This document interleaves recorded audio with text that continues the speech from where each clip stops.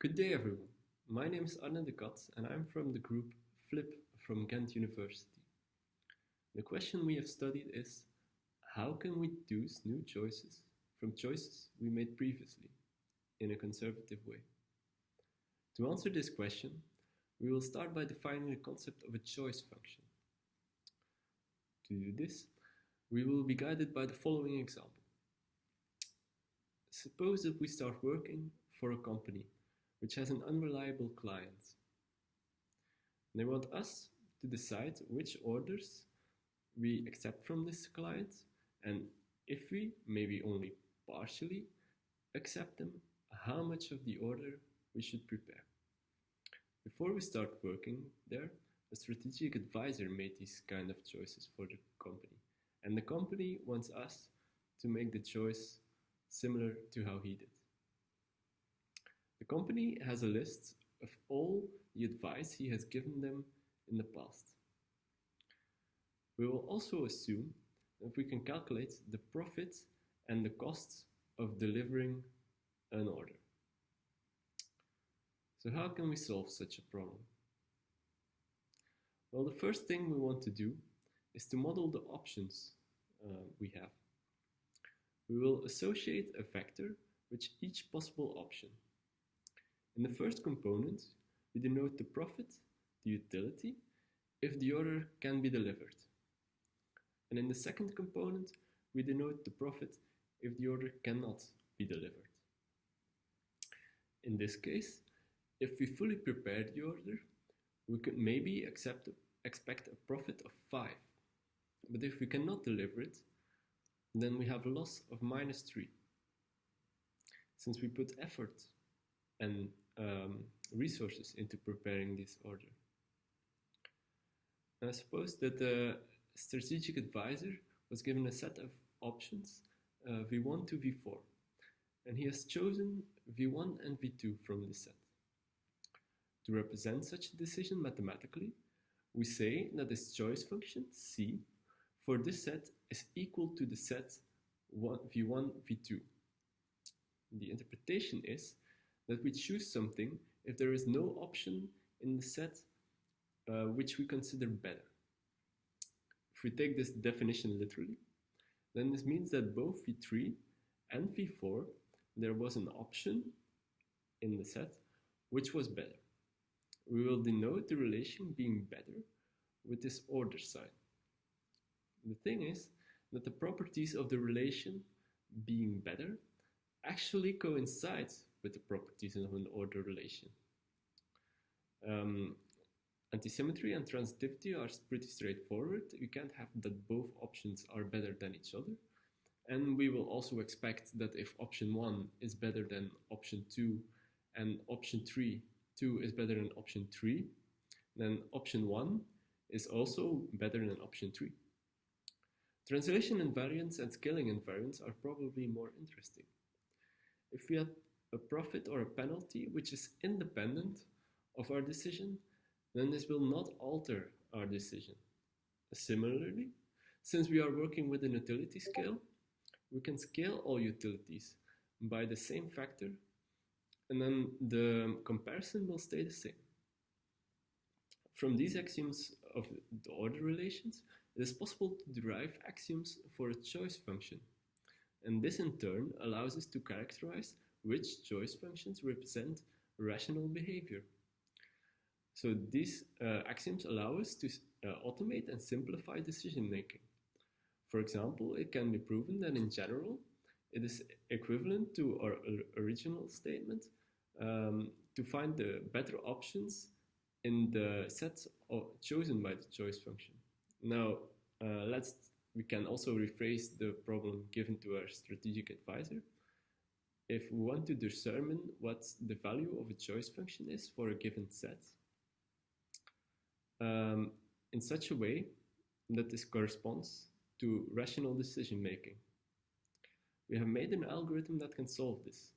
And this algorithm can also tell if the decisions that the strategic advisor made were actually rational decisions. To give some intuition into this algorithm, We will start by looking at a more specific case, where the strategic advisor had a very good idea of what was best and always chose a single option. This case is easier since we then know that which option was best, and we only need these three inequalities. And because of translation invariance, we can always reduce the equalities comparisons to the zero option, which has zero profit for all outcomes. By the converse, we also have that these comparisons to zero fully characterize the order relation. We will call the options that are considered better than zero desirable options. However, if you want to know more about this special case, then I would advise you to search for desirable gambles instead. There's already a lot of literature on this topic. Let us take a look at an example of a visual representation in a 2D plane. So we already know that these three options will be preferred to zero. Now, can we find others? Well, the positive option should be better than zero, right? They have a positive profit for any outcome. Moreover, from the axioms for orderings, which we have already discussed, we can also derive that we can take any positive linear combination of any desirable options, and the result will still be desirable. The result is a positive cone. This is actually all information we can get from the given information. Interestingly, we would have gotten the same cone if we did not have v5 minus v7. And this is the case for all two-dimensional options, where we will only need two options to describe the set of all desirable options. We will denote the set of all desirable options with a script like G.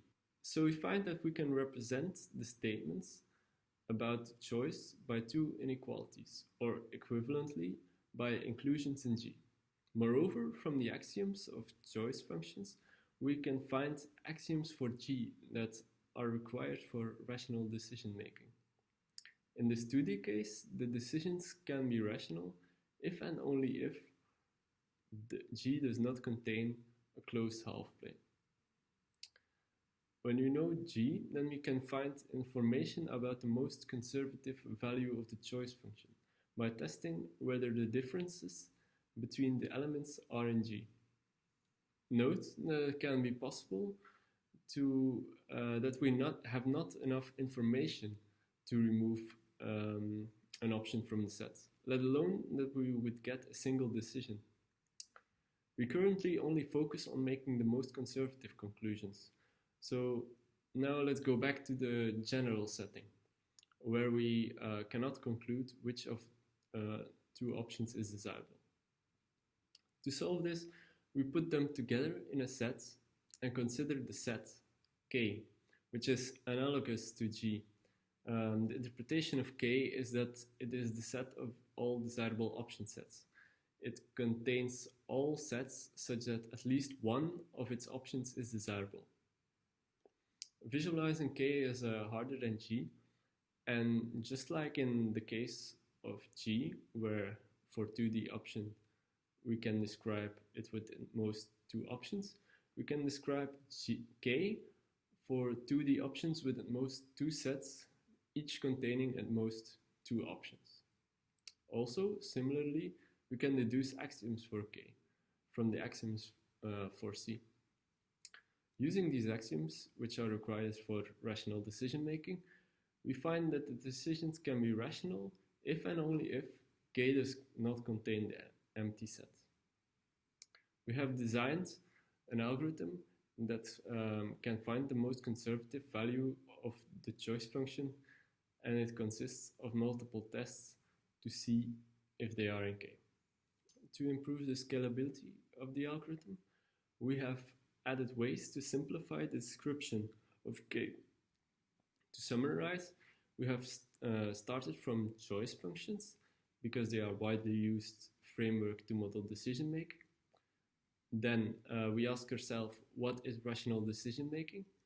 and found the answer in partial orders. Finally, to solve our problem, we used sets of desirable option sets, and our main contribution of the paper was an algorithm that can find a conservative approximation of the value of a choice function.